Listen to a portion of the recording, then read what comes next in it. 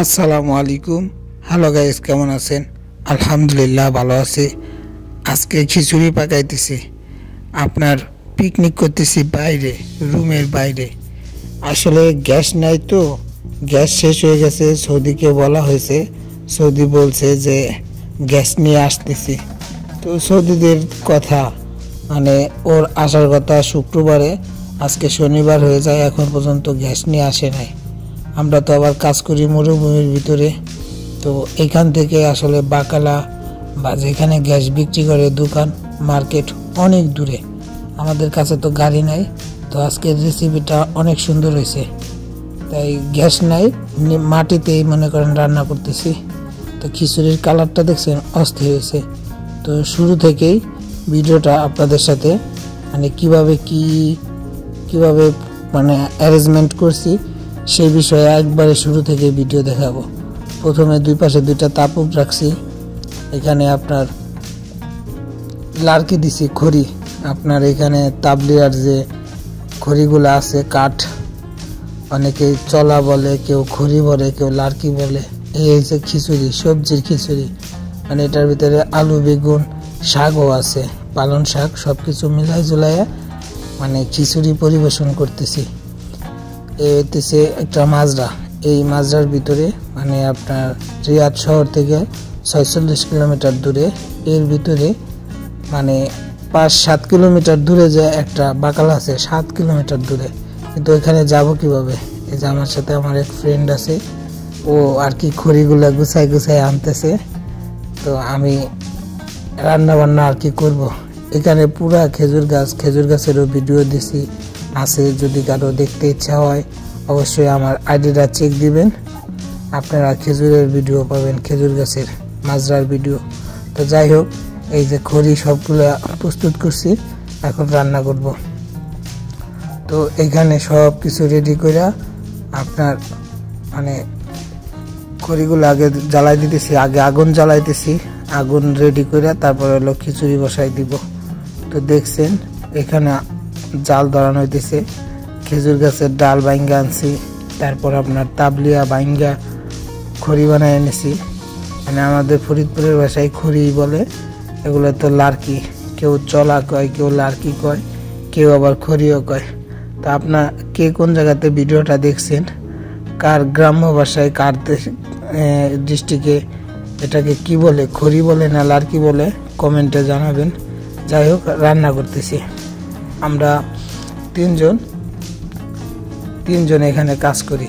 তো এখানে নতুন একটা মাজরা, এখানে আবার আপনার একটা কমিটি সেন্টার নাকি যেন করবে। যাই হোক, মানে সৌদিদের এখানে আসে ওরা এখানে আড্ডা দেয়, ওই বন্ধের দিন বাচ্চা কাচ্চা নিয়ে আসে, সময় কাটায়। তো আমরা এখানে পিকনিক করতেছি। তো খিচুড়ি কিভাবে কি রান্না করতেছি সমস্ত ভিডিও আছে, দেখতে থাকেন। আর বিদেশ আসলে সুখ শান্তি সব কিছু মিলায়, আসলে বিদেশ হইতেছে কপাল। কারণ কোনোদিন ভাবি নাই, 2 বছর ধরে সৌদি আরব আইছি আমি, কখনো ভাবি নাই এভাবে খড়ি দিয়া রান্না করে খাইতে হবে। মানে আমি বলতেছিলাম ওরে যে দেখ, ওদিকে যারা চলা খড়ি পাবি, আর ওদিক থেকে বাতাস আসতেছে, এদিকে বাতাস আসে, অনেক আগুনের অনেক তাপ, যেমন রৌদ্রের তাপ তেমন মনে করেন আগুনের তাপ, সব কিছু মিলাই জুলাইয়া মানে রান্নাটা কষ্ট হইতেছে। কিন্তু কি করব, খাওয়া তো লাগবে। তারপরে এটা বাংলাদেশ না বিদেশ, এমন না যে কেউ কাউরে হেল্প করবে, এখানে ওরকম কোনো সিস্টেম নাই। তো রান্না অনেকক্ষণ জাল দিতেছি, জাল দেওয়ার পরে এখন খিচুড়িটা নাড়া দিব, দেখবো যে কতদূর হয়েছে। তো ঢাকনা উঠে দেখতেছি না, কেবল একটা বলক আইছে, মানে কেবল একটু গরম হয়েছে। তো এই মুহূর্তেই না, পরবর্তীতে আবার একটা নাড়া দিব। তো এখন দেখা যাইতেছে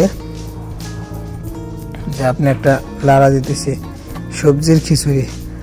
আসলে কি করব, মানে তরকারি রান্না করব, ভাত রান্না করব, এইভাবে তো রান্না করা কষ্ট, এই জন্য আর কি একসাথে মিক্সড করে আপনার খিচুড়ি রান্না করতেছি, সবজির খিচুড়ি। এখন এর ভিতরে পালং শাকও দিয়ে দিব, সবকিছু মানে সবকিছু মিলজুল করে একটা খিচুড়ি হইতেছে।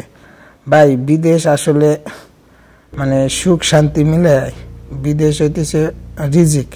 কপালে যদি না থাকে বিদেশের সুখ, তাহলে আপনি যত চেষ্টাই করেন ওইরকম সুখ হবে না। আর বিদেশে এইভাবে আমার মনে হয় আমি একজন মানুষ মানে এইভাবে রান্না করে খাইতেছি। এভাবে আসলে মূলত কেউ রান্না করে খায় না, কিন্তু কি করব, না খেয়ে থাকা তো সম্ভব না। যেহেতু রান্নার সিস্টেম আছে, মানে সবজি টবজি সবই আছে, চাউল ডাউল সবই আছে, তেল মাছও আছে, গোছ আছে ফ্রিজে, কিন্তু গ্যাস নাই। গ্যাস আনতে হলে এই 46 কিলোমিটার দূরে, মানে এখান থেকে অ্যাভেলেবেলও না গাড়ি। তো সকলে ভিডিওটা দেখবেন, শেয়ার করবেন, আর অন্য অন্য মানুষের দেখার সুযোগ করে দিবেন, কেননা অনেক সময় পরিস্থিতির শিকার হলে রান্না করেও খেতে হয়। তো আজকের মতো ভিডিওটা এই পর্যন্তই। ভালো লাগলে অবশ্যই লাইক কমেন্ট শেয়ার করবেন, আর কে কোন জায়গাতে দেখতেছেন অবশ্যই কমেন্টে জানাবেন। তো আজকের ভিডিওটা এই পর্যন্তই। আল্লাহ হাফেজ, ভালো থাকবেন। আর অবশ্যই বিদেশ আসার আগে ভালো মন্দ যাচাই করে আসবেন। আমার যে সৌদি, আসলে এগুলার সৌদি বলাটাও ঠিক না, মানে পুরা ছোট লোক। যাক, ভালো থাকবেন।